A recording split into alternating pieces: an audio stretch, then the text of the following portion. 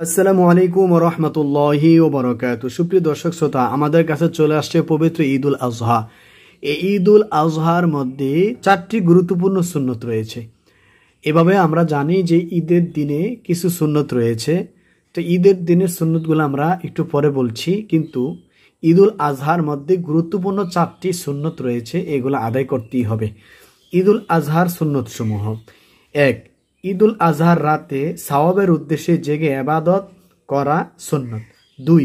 জিলহজের 9 তারিখে ফজর থেকে 13 তারিখে আসর পর্যন্ত প্রত্যেক জামাতের মুসল্লিগণ ফরজ নামাজের পর একবার তাকবীরে তাশরিক উঁচু সুরে পড়া ওয়াজিব।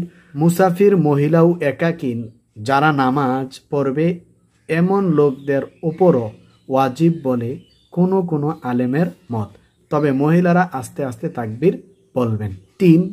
যে কুরবানি করে তার জন্য ঈদের নামাজের আগে কিছু না খাওয়া এবং নামাজের পর কুরবানির গোশত থেকে দিনের প্রথম খানা খাওয়া সুন্নত। যে ব্যক্তি কুরবানি করার ইচ্ছা রাখে তার জন্য চাঁদ দেখার পর কুরবানি করার পূর্ব পর্যন্ত গোফ ও নখ না কাটা মুস্তাহাব। দর্শক, এখন আমরা দেখতেছি ঈদের দিনে কিছু সুন্নত রয়েছে। শরীয়তের সীমানার মধ্য থেকে যথাসম্ভব সুসজ্জিত হওয়া। 2. গোসল করা, মিসওয়াক করা, উত্তম পোশাক পরিধান করা, খুশবু ব্যবহার করা, খুব সকালে বিছানা থেকে উঠা, ফজরের নামাজ পড়ে বেশি বিলম্ব না করে ঈদগাহ মাঠে যাওয়া, ঈদের মাঠে যাওয়ার পূর্বে খুরমা বা অন্য কোনো মিষ্টিদ্রব্য আহার করা। এই যে ঈদের মাঠে যাওয়ার পূর্বে খুরমা বা অন্য কোনো মিষ্টিদ্রব্য আহার করা, এটা হচ্ছে ঈদুল ফিতরের জন্য। আর ঈদুল আজহার সময়, যেহেতু আমাদের এখন ঈদুল আজহা, এই সময় আপনারা কি করবেন? আপনারা ঈদের মাঠে চলে যাবেন, ঈদের নামাজ পড়ে এসে কুরবানির গোশত দ্বারা প্রথম খাবার খাওয়া হচ্ছে সুন্নত। ঈদের মাঠে যাওয়ার পূর্বেই সদকায়ে ফিতর আদায় করা। তো ঈদুল আজহার মধ্যে তো আর সদকায়ে ফিতর নেই। ঈদের নামাজ মসজিদে আদায় না করে মাঠে আদায় করা, অর্থাৎ ঈদের নামাজটি মসজিদে আদায়ের চেয়ে মাঠে আদায়টা বেশি গুরুত্ব দেওয়া হয়েছে এবং বেশি ফজিলত রয়েছে। এক রাস্তা দিয়ে ঈদের মাঠে যাওয়া এবং অন্য রাস্তা দিয়ে বাড়িতে ফিরে আসা, এটা 2 ঈদের জন্যই প্রযোজ্য। পায়ে হেঁটে ঈদগার মাঠে যাওয়া, চেষ্টা করবেন পায়ে হেঁটে যাওয়ার জন্য।